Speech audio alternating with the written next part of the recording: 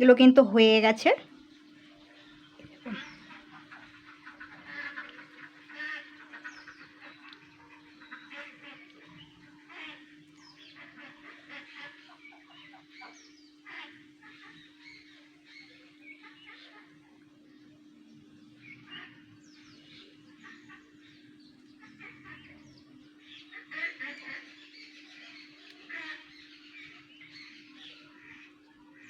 এটা হয়ে গেছে, সবই হয়ে গেছে।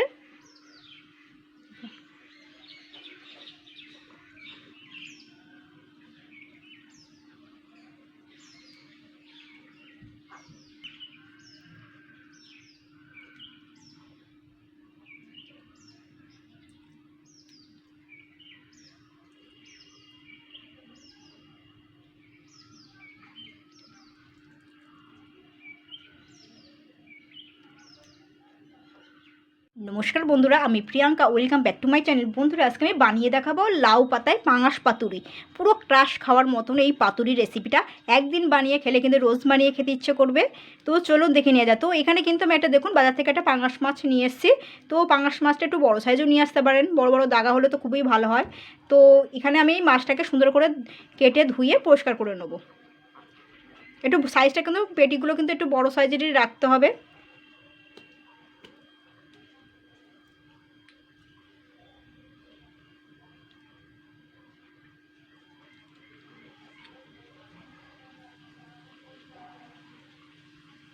তো দেখুন পাঙাশ মাছটা কিন্তু আমি কেটে ধুয়ে নিয়েছি, এখন পিস করে নিয়েছি।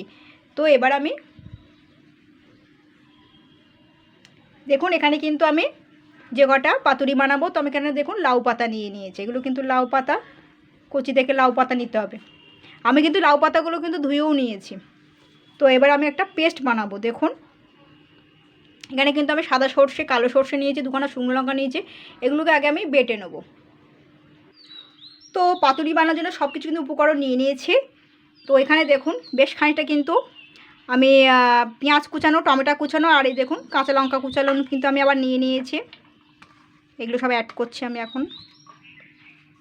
এইবারে নুন, চিনি, হলুদ গুঁড়ো এটা একটু বেশি করে নিতে হবে। তারপরে নুনটা যেন বেশি নেবেন না, যেন নুন, চিনি, হলুদ গুঁড়োটা পরিমাণ মতনই নেবেন, বেশি যেন না হয়। এখানে সর্ষের তেলটা নিচ্ছি।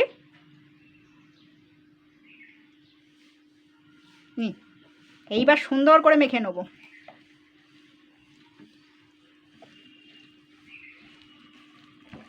ভালো করে মেখে নিতে হবে, আগেগুলো সুন্দর করে মেখে নিতে হবে।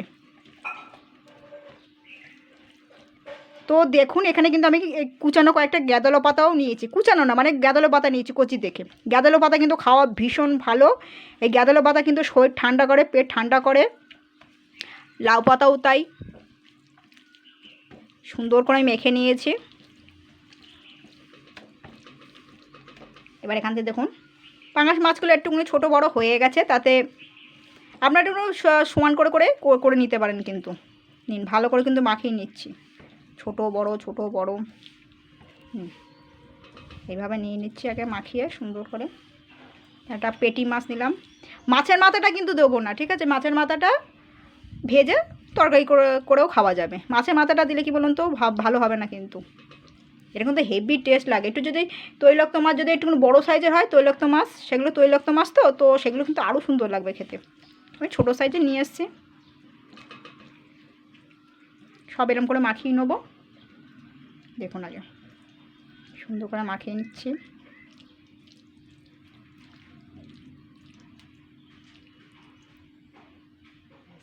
আর লেজাটা নিয়ে নিলাম। এবার এইগুলো সবগুলো একসঙ্গে ভালো করে মেখে নেবো।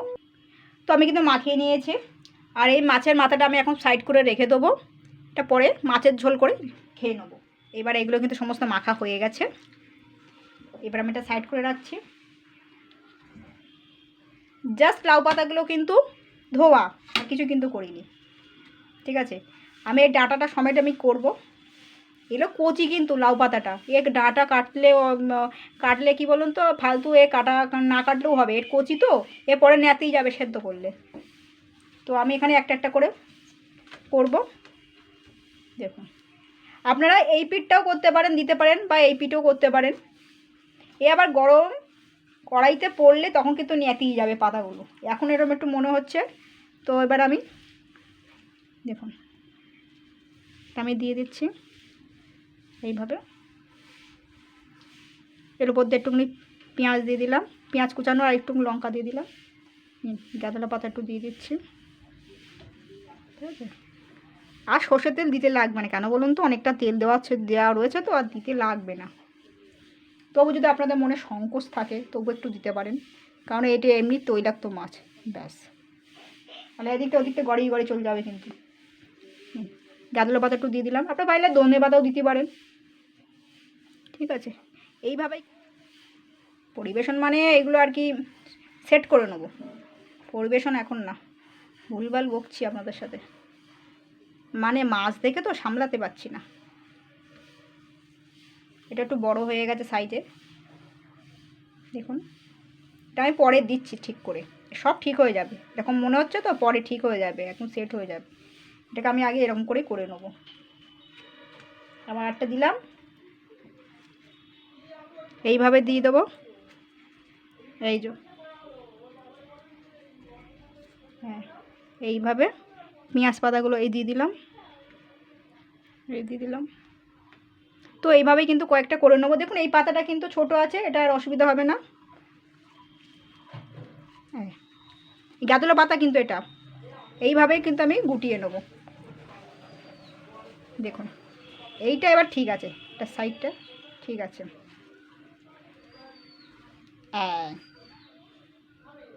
ঠিক আছে, তো দেখুন সবগুলো কিন্তু কোটিং করা হয়ে গেছে। তো দেখুন এখানে কিন্তু আমি একটা চাটু বসিয়ে দিয়েছি। তো চাটুটা তো এরম করে আমি সব দিয়ে দেবো সাইডে সাইডে।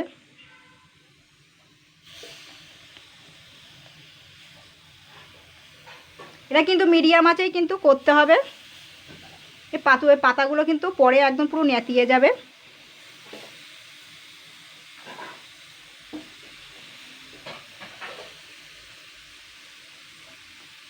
তাই মিডিয়াম আঁচেই করতে হবে কিন্তু, আগে এক সাইড হবে তারপরে কিন্তু, আর ঢাকার দরকারও নেই। তো এক সাইড কিন্তু হয়ে গেছে। তো এবার আমি এগুলোকে কিন্তু উল্টে পাল্টে দেবো।